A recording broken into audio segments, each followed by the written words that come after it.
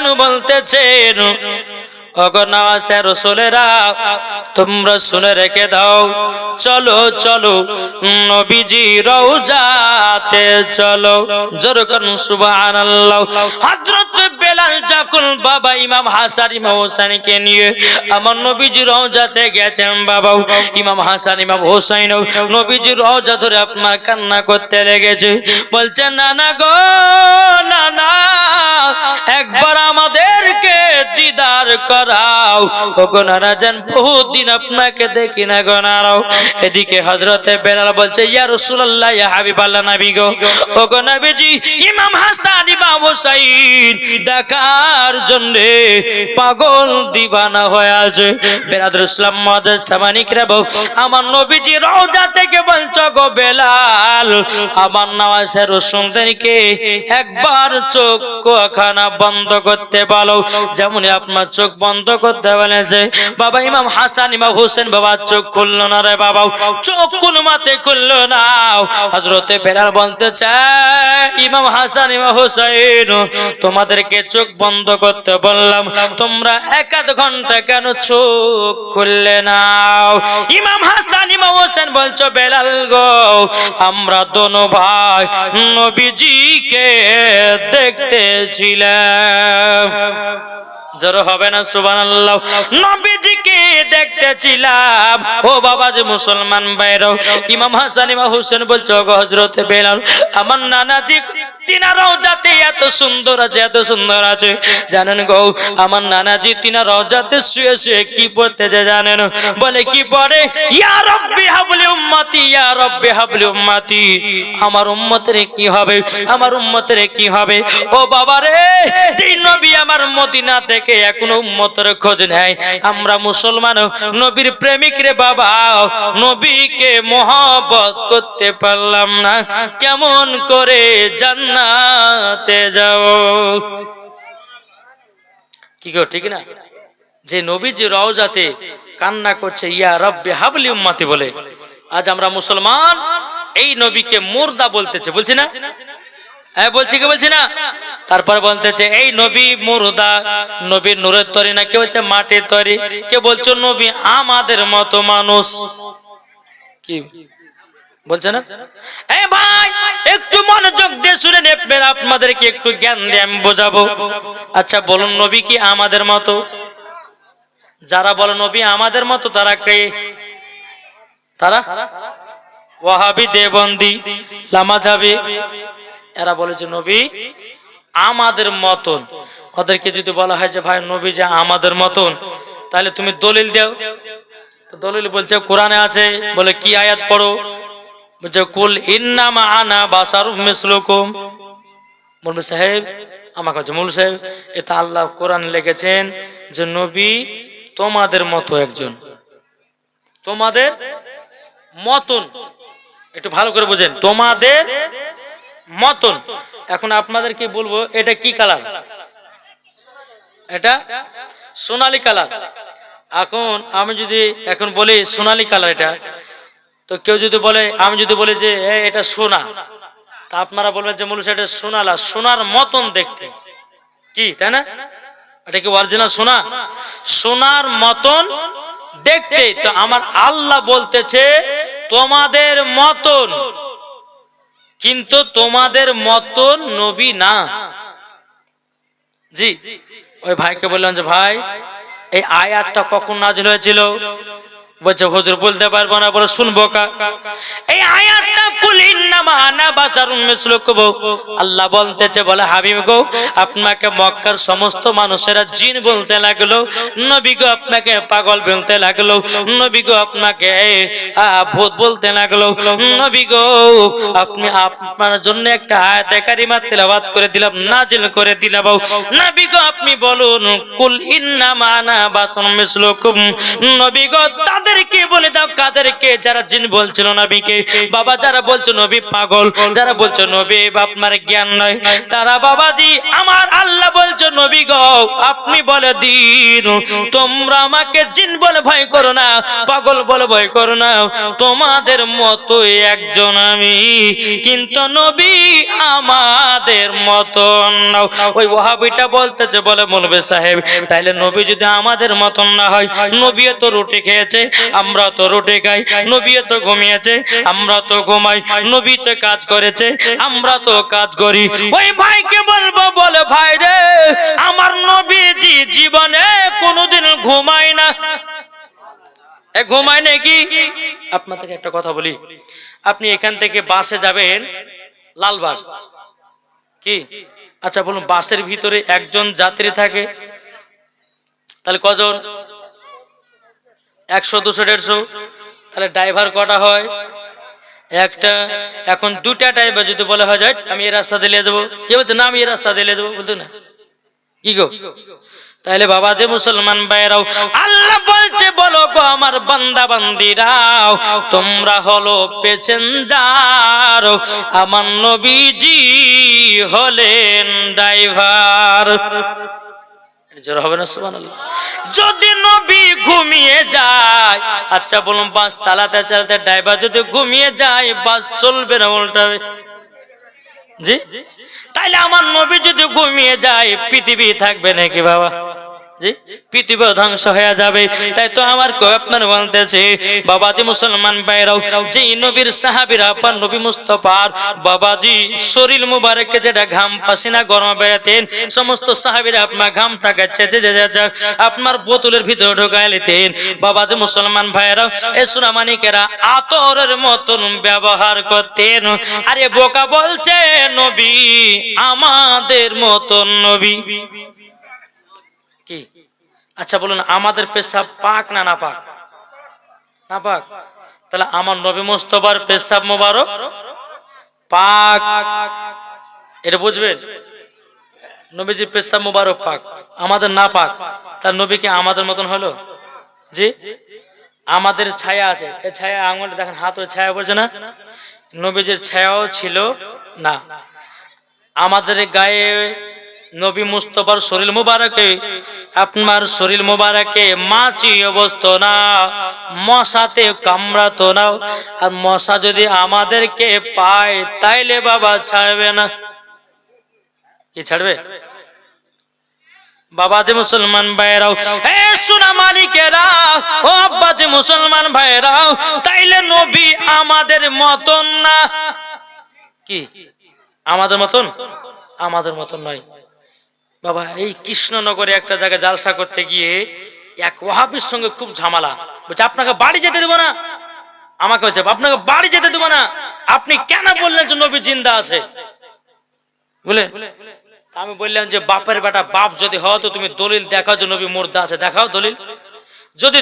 যদি তুমি দেখাতে পারো যে নবী মরে মাটির সঙ্গে মিশিয়ে গেছে, মাওলানা ওবায়দুল ইসলাম জামালি চ্যালেঞ্জ ঘোষণা করে দিয়ে যাবে তোমাকে 50,000 টাকা নজরানা দিয়ে যাবে। কোরআন শরীফে আসা হলো। হ্যাঁ বাবাজি মুসলমান, তাই পবিত্র কোরআন বলতেছে ইন্না আনসালনাকা শাহিদাও ওয়া মুবাশশিরাও ওয়া নাযিরা। আল্লাহ পাক আল্লাহ তাআলা বলতেছে আমার নবীকে হাজির ও নাজির করে পাঠানো হয়েছে। জোরে বলেন। ওই ব্যক্তি বলছে হুজুর এটা দলিল দিলেন, আর একটা দলিল দেন। আমি তাকে বললাম শুনেন, দলিল যে শুনবেন আপনি, আচ্ছা বলুন নবী জিন্দা না মুর্দা? ও বলছে মুর্দা। যে কি করে হয়? বলছে মৌলবী মুখে শুনেছি আমরা। মানে মৌলবী মুখে শুনে আছো তোমরা পড়ো নে, তাহলে এদিকে আসো তোমাকে আউট গানতে বোঝাই। আচ্ছা বাপ আপনাদেরকে বলি, আমরা যখন কবরে যাই না, যাই কি যায় না? আচ্ছা কবরস্থানে গেলে পরে আমরা সালাম দিই কি বলে? এই সালাম দিই কি বলো? আসসালামু আলাইকুম ইয়া আহলাল কুবুর, ঠিক না? তো ওই ব্যক্তিকে বললাম যে ভাই আপনি কবরস্থানে যান? বলছে হ্যাঁ যাই। বলে সালাম দেন? বলে হ্যাঁ দি। বলে কি বলে? বলে আসসালামু আলাইকুম ইয়া আহলাল কুবুর। কেন সালাম দাও? বলে হাদিস। ও বলছে যে হাদিস থেকে প্রমাণিত কবরে গেলে পরে সালাম যদি দেয় তো মুর্দা ব্যক্তিরা সালামের জবাব দেয়। ওই ব্যক্তি বলছে মুর্দা ব্যক্তিরা সালামের জবাব দেয়। আমি ওকে বললাম বোকারে, একজন সাধারণ পাবলিক কবরে যাওয়ার পরে যদি সালামের জবাব দিতে পারে তাইলে বল আমার নবী জিন্দা আছে না মুর্দা আছে? ওই ব্যক্তি বলছে হুজুর আপনার কথায় যুক্তি আছে। বলে বোকা যুক্তি নাই, এটা হলো সত্যি কথা। তখন ওকে বললাম বলে চলো তোকে আরেকটা প্রশ্ন দেব, আরেকটা উত্তর দিব। আমার নবী এই জায়গাতে হাজির ও নাজির আছে না নাই? জি আছে না নাই? ওই ব্যক্তিকে বললাম বলে আছে না নাই? ও বলছে নাই। ও বলছে যদি থাকে তো নবী দেখিয়ে দেন। আমাকে বলছে যদি থাকে তো নবী দেখিয়ে দেন। আমি যে তোমাকে নবী দেখাবো, নবী দেখাবো, কিন্তু আমারও একটা শর্ত মানতে হবে। ওয়াহাবিটা বলছে হ্যাঁ মানবো। বলে দেখে আসো। তা আমাকে বললেন যে ভাই তোমার দুই কাঁধে কোন ফারিস্তা আছে? হ্যাঁ কেরাবেন কাতিবিন। কি গো? আর কবর থাকবে মন কারো নাকির। কেরাবেন কাতিবিন। ও বলছে কেরাবেন কাতিবিন আছে। আমাকে বলছে ভাই দেখতে পাচ্ছ? বলে না। বলে ভারী লাগছে? বলে না। বলে কাটো মরবে। কি মরবে? আমাদের কাঁধে আছে না না দুই ফারিস্তা? জি কিরাবেন কাতিবিন। ওই ভাইকে বললাম ভাই আমি তোমাকে নবী দেখিয়ে দেব। আচ্ছা বলো নাও। আমি ওকে বললাম ফারিস্তার বেশি জ্ঞান না নবীর বেশি জ্ঞান? ওই ওয়াহাবিটা বলছে নবীর বেশি জ্ঞান। ওই ভাইকে বললাম বলে ভাই দুটি ফারিস্তা প্রত্যেকটা মানুষের কাঁধে কাঁধে যদি থাকা সম্ভব হতে পারে তাইলে আমার নবীজি কেন এই জায়গাতে হাজির ও নাজির কেন থাকবে না? কি ঠিক না? আমি ও ভাইকে বললাম ভাই রে যে নবী না হলে পরে আসমান হতো না, জমিন হতো না, পাহাড় পর্বত নদী নালা গাছপালা কোনো জিনিস তৈরি হতো না। বলো বলো বলো তোমাদেরকে একটা কথা বলে দি, তাইলে তুমি বলো নবী হাজির ও নাজির আছে কিনা? তখন বাবা চুপচাপ দেখা যায়। আমি বললাম বলে ভাই তোমাকে নবী দেখাইয়া দেব। তুমি যদি কেরাবেন কাতিবিনকে যদি দেখিয়ে দিতে পারো আমিও তোমাকে নবী দেখাইয়া দেব। কি গো ঠিক না? দুই ফারিস্তা আমার কাঁধে আছে, ইনার কাঁধে, তোমার কাঁধে, এখানে যতজন মানুষ আছে সবারই কাঁধে, মা বোনদের কাঁধে আছে না নাই? দেখতে পাচ্ছেন? হ্যাঁ দেখতে পাচ্ছেন? আমাকে বললাম ভাই যেখানে যেখানে মুসলমান আছে প্রত্যেকটা মানুষের কাঁধে কাঁধে দুইজন ফারিস্তা যাওয়া যদি সম্ভব হতে পারে আমার নবী মুস্তাফা নূরে মুজাসসাম নবী কামলিওয়ালা মক্কি ও সরদার আহমদে মুখতার নবী মুহাম্মদ রাসূলুল্লাহ সাল্লাল্লাহু তাআলা আলাইহি ওয়াসাল্লাম সারা পৃথিবীতে যেতে পারে, এটাই হচ্ছে সুন্নিদের আকীদা, এটাই হলো তাবেঈনদের আকীদা, এটা হলো সাহাবাদের আকীদা, এটা হলো ওলিদের আকীদা, এটা হচ্ছে সুন্নিদের আকীদা। ঠিক কিনা বলেন? জি বাবাতে মুসলমান সোনা মানিক, তাই আপনাদেরকে বলতে চাই এই নবীকে মোহাব্বত আমরা করতে রাজি আছি না নাই? একটু জোরে বলেন। যেই নবীজির ঘাম দিয়ে সাহাবীরা আতর বানাতো আর এই বোকারা বলতেছে যে নবী নাকি আমাদের মতো, তাহলে একে জুতের বাড়ি পিটার দরকার আছে না নাই? আগে জোরে বলেন না, আছে না নাই? এই ওয়াহাবি দেওবন্দি লামাযাবি এই ওয়াহাবিদের দাড়ির সাইজ তো আলাদা রে ভাই। আগো দাড়ি থাকলে কি ইমানদার হওয়া যায়? টুপি থাকলে কি ইমানদার হওয়া যায়? আর যার ভিতরে নবীর মোহাব্বত থাকবে ওই হলো ইমানদার। কি ঠিক না? এরা বলতেছে আরে মনে বলে আমি আমি আর দিলে করো নবীর হিংসা মোরে। বুঝে কেমন করা যাবে না, দুরূদ পড়া যাবে না, এটা করা যাবে না, সেটা করা যাবে না। হে বাবা যে মুসলমান ভাইরাও, হে সোনা মানিকেরাও, তা আপনাদেরকে বলতে চাই বাবা যে নবীর সাহাবীরা নবীজির আতর বানিয়ে শরীর মোবারক লাগাতো। জোরে বলুন না সুবহানাল্লাহ। আপনাদেরকে একটা ঘটনা বলি রে বাবা, তারপর আমার বক্তব্য আপনার শেষ করো 5টা মিনিটে পরে।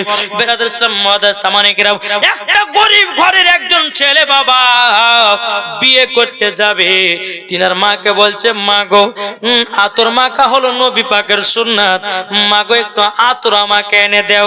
তখন বলছে বেটা রে আমি গরিব মানুষ, এখন আতর কোথা থেকে পাবো, এখন আতর কিনতে গেলে অনেক টাকা দাও। ও বেটা আমার কাছে সে টাকাটা নাই। ওই বুড়িমার বেটা বলতেছে বলে মা গো আপনি যদি আমাকে আতর না এনে দেন আমি বিয়ে করতেও যাব না। জোর করুন সুবহানাল্লাহ। এখন তিনার মা বলতেছে আল্লাহ এখন কার কাছে আতর আনতে যাব। এই বুড়িমা এক পা দুপা করে বাবা যে টুকটু টুকটু করে আপনার চলে গেল। বেরাদুল ইসলাম মুআদ্দাস সামানে গেরাও, এই কি দিছো, এদিকে এদিকে এসো, যাও হাত দিতে হবে না, বসো ওখানে বসো, আর খাটতে হবে না, বসো। বাবা মুসলমান এ সোনা মানিকেরা একটু মন দিয়ে শুনেন, মন দিয়ে শুনেন আতর কিভাবে লেই। বাবা মহিলাটা টুকটু টুকটু করে কাঁদতে কাঁদতে আমার নবীজির দরবারে গেছেন। বাবা নবীজির দরবারে যাবার পর বলছে নবী গো আমার একটা বেটা বিয়ে করতে যাবে, এখন আতর নাইলে বিয়ে করতে যাবে না, নবী গো একটু আতরের ব্যবস্থা করে দেন।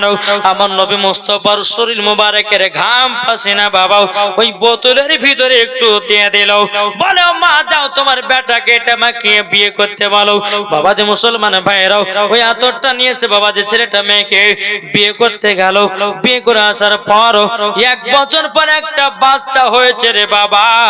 ওই বাচ্চাটার শরীরে আমার নবীজির খুশবু পাওয়া যায়। জোরে বলুন না সুবহানাল্লাহ। আরে বোকার বেটা বোকারা বলতেছে নবী নাকি আমাদের মতো।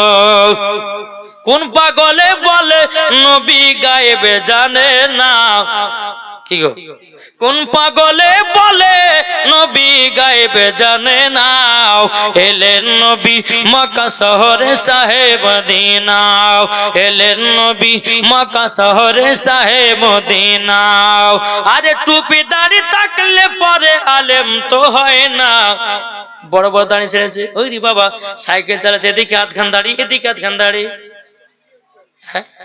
কিন্তু আমার নবীজি বলতেছেন ও আমার উম্মতেরা তোমরা দাড়ি সেফ সাইজ করে রাখো, এক মুষ্টি যদি বাইরে হয় তো দাড়ি কেটে দে, কি এক মুষ্টি দাড়ি রাখো।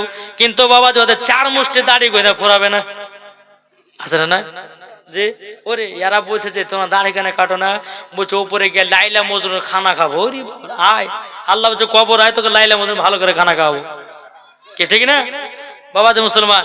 এরা এমন ভাবে দাড়ি করেছে বাবা, হ্যাঁ মনে হচ্ছে ভাজি আসমান থেকে মনে হচ্ছে ফারিস্তা নামে এসেছে।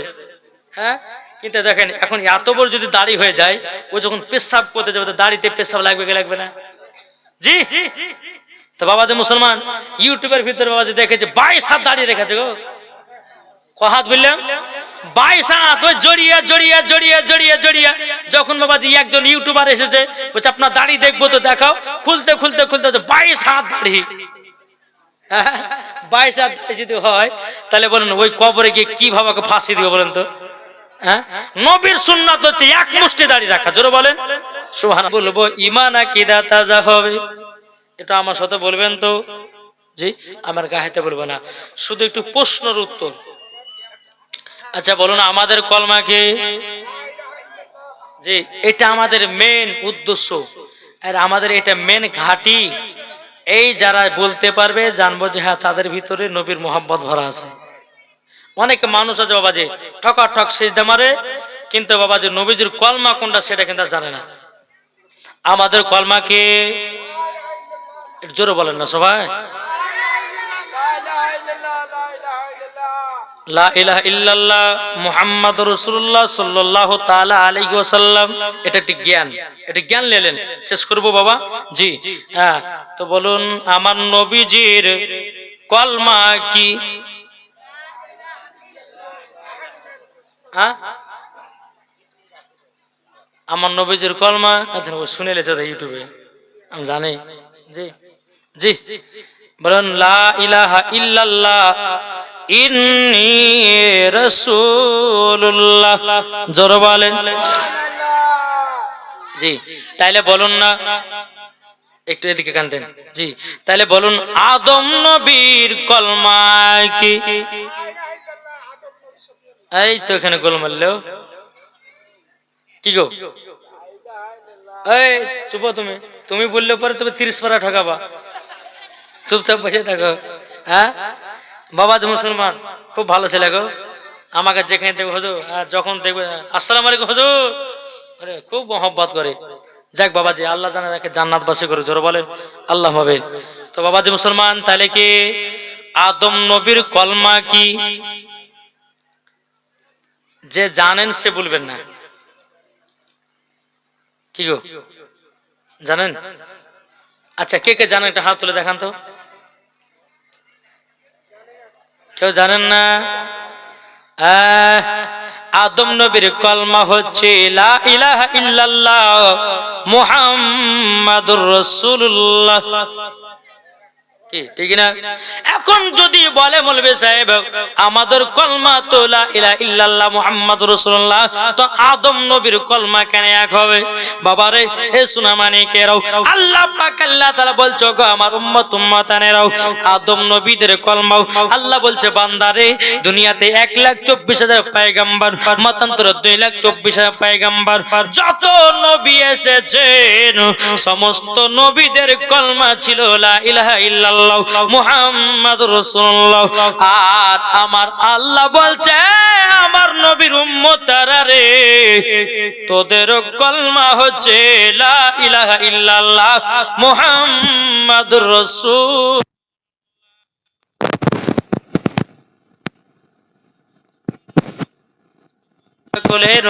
শুধু সিরিয়াল বালি হলে পরে হবে না, একটু খাতুন জান্নাতের মধ্যে 100 গো ভালোবাসা করো, কি কি গো ঠিক না?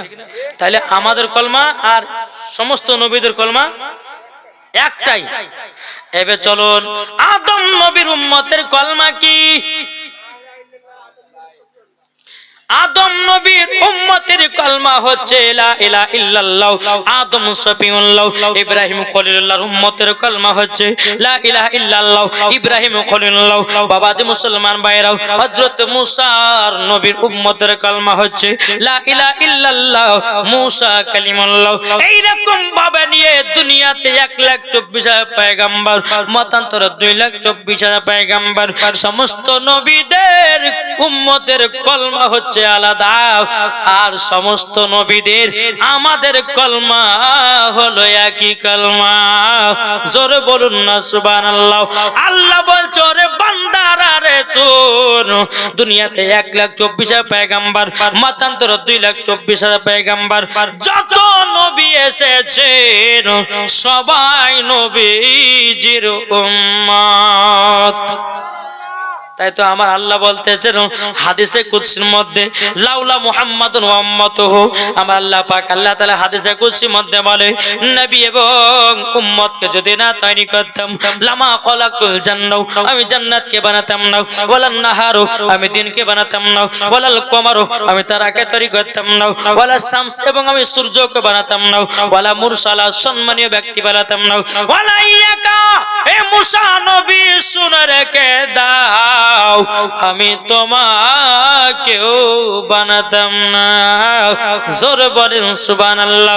তাহলে এখানে বোঝা গেল নবীর ওসিলা দিয়ে সমস্ত নবী বানালেন, নবীর ওসিলা দিয়ে আসমান বানালেন, নবীর ওসিলা দিয়ে জমিন বানালেন, নবীর ওসিলা দিয়ে নামাজ পেলাম, নবীর ওসিলা দিয়ে কোরআন পেলাম, নবীর ওসিলা দিয়ে জান্নাত দোজখ পেলাম, নবীর ওসিলা দিয়ে বাবাজি সারা কুল কায়নাত পেলাম। তাহলে বলো ওই নবীকে ভালোবাসতে হবে কি হবে না? জোরে বলেন না, ভালোবাসতে হবে রে বাবা। আজ মুসলমানদের পরিস্থিতি বাবা খারাপ।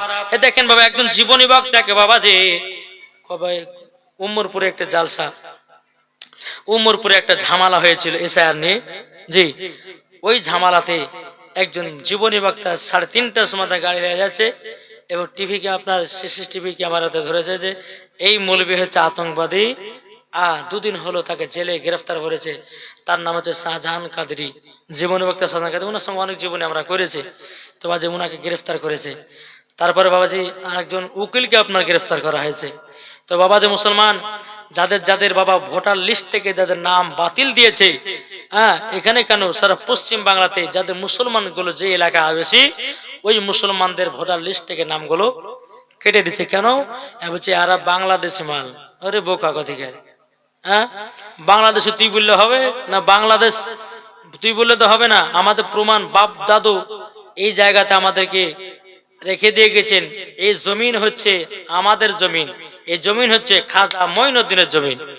জোর হবে না সুবহানাল্লাহ? জি, এই খাজা বলতেছে এই ভারতবর্ষ হচ্ছে কার? আমার খাজা মঈনুদ্দিনের। তাই বাবাজি মুসলমান, চিন্তা করার কিছু কারণ নাই, আপনারা একটু সাবধানে থাকবেন। কেননা মুসলমানদের পরিস্থিতি এতটাই খারাপ, এতটাই খারাপ চলতেছে। বেরাদ ইসলাম সব সময় দোয়া করুন, নামাজ পড়ে আল্লাহর কাছে কেঁদে কেঁদে দোয়া করুন, আল্লাহ মুসলমানদেরকে হেফাজত করুন। জোরে বলুন সুবহানাল্লাহ। আর মুসলমান যেদের রেগে যাবে ওদের 12টা কিন্তু বাজে ছেড়বে। যেরকম ইরানে রেগে গেছে, হ্যাঁ, ইরানে রেগে গেছে, এখন বাবাজি ইসরায়েলকে ধ্বংস করতেছে। মুসলমান যদি রেগে যাবে, এ ভাই শোনো, কারবালার মাঠে ইমাম হোসাইন ছিল বাবাজি 313 জন, আপনার না 300 জন, আর কাফের দলেরা ছিল বাবাজি 2000 সেনাবাহিনী। জি, আমার ইমাম হোসাইন যদি পারতেন যে কারবালার ময়দানে সবার লাশকে ফেলিয়ে দিতাম, কিন্তু করেননি। কেন? নবীর মহব্বতে তিনি নিজেই কারবালাতে শহীদ হয়েছে। জোরে বলেন সুবহানাল্লাহ। আমরা যে সেই মুসলমান, ইমাম হোসেনকে মহব্বত করনে वाला মুসলমান। আজ কিছু কিছু মুসলমান বাবাজি আছে, এদেরকে বাবাজি বলা হয় এজিদি মুসলমান। তো বাবাজি আমরা এজিদি মুসলমান হতে চাই না, হতে চাই কি হোসাইনি মুসলমান, মরলে পরে জান্নাতি। এ মা কালা, আপনাদেরকে একটু 10 মিনিট বলে যাই। ও মা জননী, নারী যদি হতে হয় হযরত রাবিয়া বসরির মতো নারী হও, নারী যদি হতে হয় হযরত আসিয়ার মতো নারী হও, নারী যদি হতে হয় হযরত মারিয়মের মতো নারী হও, নারী যদি হতে হয় হযরত মা আয়েশা রাদিয়াল্লাহু তাআলা আনহার মতো নারী হন, নারী যদি হতে হয় হযরত মা আমিনার মতো নারী হন, নারী যদি হতে হয় ও মা কালা, ও গো মা জননী খাতুনে জান্নাতের মতো নারী হন, মরার পরে জান্নাতি জান্নাতি হয়ে যাবে। জোরে বলুন না সুবহানাল্লাহ। যেই মা ফাতেমা রাদিয়াল্লাহু তাআলা না জীবনে কোনোদিন এক ওয়াক্ত নামাজ কাজা করতো না, আর এখনকার আমার মা বোনেরাও জীবনে কোনোদিন সিরিয়াল কাজা করে না। এই 3 দিন ধরে এখানে জালসা হলো, 3 দিনে যদি বাদ হয় আগে সিরিয়াল দেখবে, তারপরে কোনো কাজ, ঠিক না? এদিকের মা বোনেরা ভালো, হাটপাড়া মাদের ভালো। আমি বলতেছি ওই পাড়া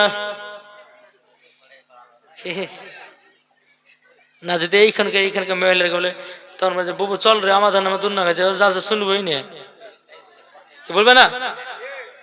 বাবা মুসলমান, হে সোনা মানে গেরাও, তাই আপনাদেরকে বলতে চাই ও মা কালা সূরজেল মারাতের বেলা মা জননীরাও স্বামীর কথা মতো চলবেন।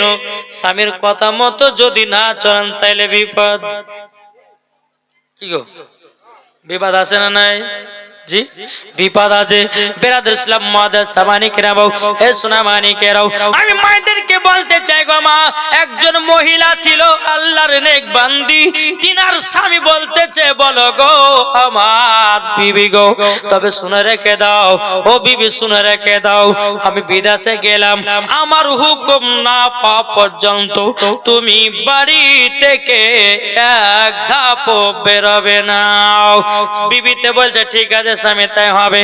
এখন স্বামী বিবিকে রেখে দিয়ে বাবা আপনার চলে গেছে কাজে, যাবার পর 1 বছর পার হয়ে গেল, ওই মহিলার বাবা মারা গেছে। কে মারা গেছে? বাবা মারা গেছে। আচ্ছা বলুন, এখন যদি কোনো মহিলার বাবা মারা যায়, ওই কি শ্বশুর বাড়িতে থাকবে? থাকবে? উড়ে চলে আসবে, কান্দতে কান্দতে চলে আসবে, কি কান্দতে কান্দতে আসবে। কিন্তু বাবাজি যেই মহিলা মাকে বাবাজি রেখে দিয়ে স্বামী বিধানে চলে গেছে। যাবার পরে বেরাদার ইসলাম মুআজ্জাজ সামানিকেরাও 1 বছর পর তিনার আব্বা মারা গেছে। এখন গ্রামের মহিলারা বলছো, গো মহিলাও, তোমার আব্বা মারা গেছে, কেন তুমি যাও না? কি কারণে যাও না? তোমার আব্বা মারা গেছে, একবার তো চোখের দেখাতে দেখে আসো। মহিলাটা বলছো, গো গ্রামের মহিলারা তোমরা শোনো গো, আমার আব্বার হুকুম আগে নয়, আমার আব্বার লাশ দেখাটা আগে নয়, আমার স্বামীর হুকুম নাই, স্বামীর অর্ডার নাই, আমি ঘর থেকে এক পাও বাড়াবো না। জোরে বলেন না সুবহানাল্লাহ। বাবা যে মুসলমান ভাইরাও জীবনও তিনার বাবাকে দেখতে গেল না। তিনার আব্বা জানের বাবা জানাজা পড়ে লাশ দাফন কাফন হয়ে গেল। হয়ে যাওয়ার পর স্বপ্নতে তিনার আব্বা বলছে, বেটে রে, আমাকে দেখতে না এসেছ, এটার কারণে আল্লাহ আমাকে জান্নাতি বানিয়ে নিয়েছে। ও বিটি, তুমি যদি আমাকে দেখতে যেতাও, আমি জান্নাতি হতে পারতাম না। মানে এটা বোঝা গেল, বিবি ওগো বিটি, তোমার স্বামীর কথা মতো চলেছো, তোমার স্বামীর কথা মতো চলেছো, তারই জন্যে তোমার আব্বার কবরে আল্লাহ আমাকে জান্নাতি বানিয়ে নিয়েছে। তাই মায়েদেরকে বলবো, মা গো, স্বামী যদি কোনো জায়গা মানা করে যেতে পাবেন না, কেন না বাবা গো, প্রত্যেকটা স্বামীর পায়ের তলায় হলো স্ত্রীদের জান্নাত। একজন বক্তা এই ওয়াজটা করেছে, একজন আধ পাগলি মহিলা বাবা যে জালসা শুনে বাড়ি গেছে, স্বামী মশারি খাটে ঘুমিয়েছে। যে স্বামী গো, বলে কি হলো, মশারি খুলেন। বলে কেন, কি হয়েছে? খুলেন তো একবার। মশারি খুলেন। তোমার যে হ্যাঁ খুললাম। বলে পাটা হটান। বলে কি করবে? বলে আজকে কদল দিয়ে খুলে দেখবো স্বামীর পায়ের তলে কোথায় জান্নাত আছে। কি ঠিক এরকম করলে জান্নাত পাওয়া যাবে? স্বামীর সেবা করতে হবে। তবে মা, আমি আপনাদেরকে বলতে চাই, শুধু স্বামীকে, মায়েদেরকে বলবো, ওগো মা জননীরা, শুধু মহিলাদের দোষ দিলে হবে না, কিছু কিছু পুরুষেরও দোষ আছে। কি ঠিক না, আছে না নাই? বেরাদুল ইসলাম মুআজ্জাজ সামানিকেরাম, ও মা আমার, আমার আল্লাহ বলতেছে, যেই বাড়িতে স্বামী স্ত্রীর মহব্বত হবে, যে বাড়িতে স্বামী স্ত্রীর মধ্যে ভালোবাসা মহব্বত থাকবে, আল্লাহ বলতেছেন ওই বাড়িতে আল্লাহ রহমত বর্ষিত হবে। জোরে বলুন না সুবহানাল্লাহ। আপনাদেরকে বলতে চাই গো মা, স্বামী স্ত্রীর মধ্যে ভালোবাসা মহব্বত রাখবেন, ওই বাড়িতে আল্লাহ রহমত বর্ষিত হবে। বেরাদুল ইসলাম মুআজ্জাজ সামানিকেরাম, হে সোনা মানিকেরাও, ও গো মা জননী, কবর এমন একটা ভয়ানক জায়গা, ও গো মা জননী, জীবন কোনদিন গুনাহ করে মরবেন না বাও। ও গো মা জননী, যদি নেকির কাজ করে যদি কবরে যান, আল্লাহ বলতেছেন ওই কবরে জান্নাতি লেখায়া দেবে। জোরে বলেন। তাই মা, আপনাদেরকে বলতে চাই, ও মা খালা, বাড়িতে থাকবেন, স্বামী স্ত্রীর ভালোবাসা মহব্বত রাখবেন, আল্লাহ পাক আল্লাহ তাআলা আমাদের সকলকে জান্নাতি বলে ঘোষণা করবেন। তাই বাবা যে মুসলমান, তাই মায়েদেরকে বলতে চাই, সমস্ত যুবক ভাইদেরকে বলতেছে, মাগো, মরণের কারোর গ্যারান্টি নাই, কে কখন আছে কে কখন নাই। তাই আপনাদেরকে বলতে চাই, আল্লাহর কাছে সবসময় দোয়া করবেন যে আল্লাহ গো, ঈমানের হালাত নিয়ে যেন কবরে যেতে পারে। কি ঠিক না? যার ভিতরে ঈমান আকীদা ঠিক আছে, মরার পরে জান্নাতি হবে। আমি মায়েদেরকে বলতেছি, মা খালা, আপনারা সুন্দর সুন্দর পোশাক পরেন, নিজের শরীরের হেফাজত করেন। কেন? আমার নবী বলেছে, কোন মহিলার যদি মাথার চুল দেখা যায়, ওই মহিলাকে জাহান্নামের আগুনে টেনে দেওয়া হবে। জি, আর এখন তো বাবা পুরুষ থাকতে ঘরের ভিতরে, এই জায়গাটার নাম আমি হেরে গেছি, কি জানেন? বুবুর হাট। তাই মায়েদেরকে বলবো, ও মা খালা, আমি এই কথাটা সব জায়গাতে মায়েদেরকে বলি গো বাবা, আপনাদের গ্রামের মহিলাদেরকে আমি বলে যাই, ও মা খালা শুনে মানিকেরাও, আপনাদেরকে বলি 5টা ধরনের পোশাক পরবেন। ও মা খালা শুনে যান, মা রাতের বেলা মা জানেন, যদি কোন মহিলা 5টার ভিতরে একটা পোশাক পরে মারা যায়, জীবন ও জান্নাত তো দূরের কথা, জান্নাতের গেট পর্যন্ত দেখা তার নসিবে জুটবে না। ও মা খালা, 5টা পোশাকের কথা বলে যায়। 1 নম্বর পোশাক হলো টাইট জামা পরা চলবে না। কি বললাম? টাইট জামা পরা চলবে না। আমার নবীজি বলতেছে যে উম্মতেরা যারা খাতুন জান্নাতের মতো নারী হবে, মরার পরে জান্নাতে দেবে, আর যারা টাইট টাইট জামা পরে ছেলেদেরকে খারাপ বানাবে, ওই মহিলাদেরকে জাহান্নামের লকড়ি করে পোয়ানো হবে। এক নম্বর পোশাক। দ্বিতীয় নম্বর আমার নবীজি বলেছে, বলতেছে ওগো মহিলারা তোমরা দ্বিতীয় নম্বর পোশাক পরবে না। সেই পোশাকটা হলো বাবা পাতলা পোশাক। জি, পাতলা, সব বোঝা যায় বাবা, এদিক ওদিক পার পার হয়ে যায়। ওই মাকে বলবো, মা গো মা, এই ধরনের শাড়ি বা জামা কাপড় পরবেন না। যদি ওই ধরনের শাড়ি জামা পরেন, এখন থেকে তওবাবিল্লাহ করুন, যত পারবেন মোটা মোটা কাপড় পরবেন। কোন ছেলেরাও জানো কেউ জানো তাকাতে না পারে খারাপ নজরে। ও মা জননী, আপনাদেরকে বলতে চাই রে মা, দ্বিতীয় নম্বর পোশাক পাতলা পোশাক পরা যাবে না। তিন নম্বর হচ্ছে নেটের জামা, জাল জামা পরা যাবে না। অনেকে মা বোনেরা আছে, অনেকে মা বোন আছে, বাবাজি এই জায়গা থেকে নিয়ে বাবাজি সবগুলো বডি দেখা যায় রে মা। ও গো মা, ওই রকম ধরনের জামা পরবেন না, কেননা আমার নবীজি বলেছেন মহিলাদের মাথা থেকে নিয়ে পা পর্যন্ত ঢাকা হলো ফরজ। কোন মায়ের যদি শরীরাঙ্গ প্রত্যঙ্গ দেখা যায়, ওই মহিলাকে মরার পরে জাহান্নামে দেবে ভাই।